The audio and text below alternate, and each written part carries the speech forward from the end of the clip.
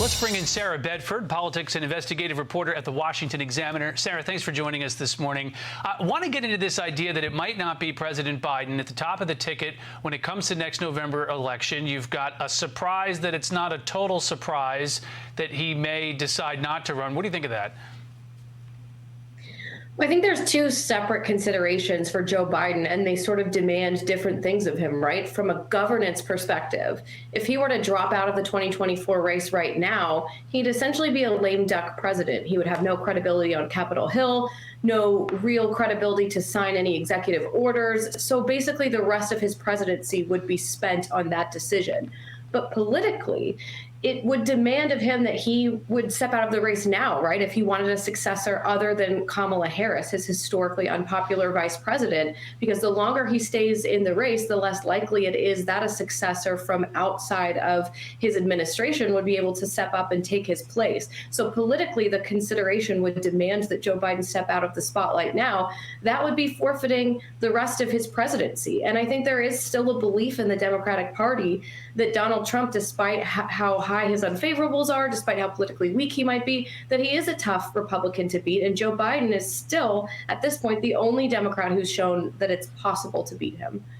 So let's go over to the Republican side of things right now. You've had indictments, you've had a first debate, you've had more poll numbers go out, and it continues to show that the former president is in command of that primary. Does anything dislodge him over the next several months?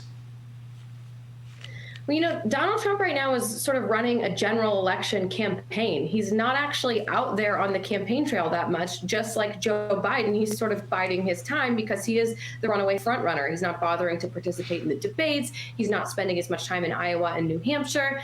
That could leave a space open for one of his Republican rivals to gain ground, especially in a place like Iowa, where retail politics, putting in that face time with voters, with caucus goers, is really valuable.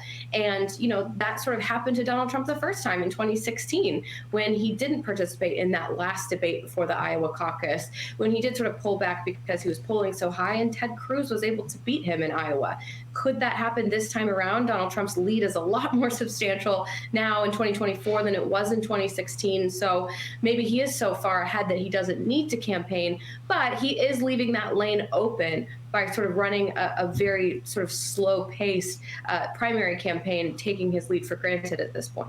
Some of the latest polling we've gotten here from the Wall Street Journal, and this is for the GOP preference. You've got Donald Trump at 59%, Ron DeSantis at 13%, Nikki Haley at 8%, Vivek Ramaswamy at 5%, Christie at 3%, Pence at 2%, Scott at 2%. When you look at those numbers, you've had DeSantis really in control much of this process in the number 2 slot, well behind Donald Trump, but that seems to be changing. Is that up for grabs? Yeah, I mean, if you look back to January, before DeSantis had entered the race, he was polling in the low 30s, the high 20s. That, you know, if you want to call it a lead over the rest of the field, it doesn't really matter, I suppose, if he was in second place. But that position in the polls has steadily fallen for Ron DeSantis. He really needed that first debate to change the trajectory of his campaign, and he took a really risk-averse approach to that debate, right? He didn't really have any standout moments. He didn't hurt himself, but he hasn't done much in any context to increase that lead. And so you've seen it falling as some of the other candidates have gained sort of marginally, but still Donald Trump's lead is so commanding. It's hard to see anything but some sort of catastrophe for the Trump campaign to dislodge him from that front-runner position. But Iowa, you know, it is different than the national polls. It is a different beast than the other primary states. That face time does matter. And so maybe some of the other candidates are making a calculation that a better ground game can, in the end, make the difference. So if you do have a Biden-Trump matchup, do you think that these two are ever going to debate? They're not holding many campaign events. They're not debating in the primary. I mean, there is the calculation, why would you when you have such a commanding lead over both of your primary fields there? But do you think we could see a presidential cycle in a general election where there really are no debates? It's hard to see even what the point is, right, Rich? I mean, think about, is there anyone in America who doesn't know how they would vote in a Trump-Biden matchup? You know, you have 100% name ID for both candidates. Both of them are known quantities and have been for decades, since the 70s, since the 80s. Both of them at this point have been president, so you know exactly how they would govern as president. You know, how much value could a debate really have when everybody in America, except for a very small sliver, pretty much knows how they're going to vote? I would think that the only value really would be with the questions about Biden's age and cognitive ability to see how he stacks up now 4 years later against Donald Trump in a debate. That would be, I think, really the only piece of value you could get out of a general election debate. Sarah Bedford of the Washington Examiner. Always a pleasure, Sarah. Thanks so much. Thank you.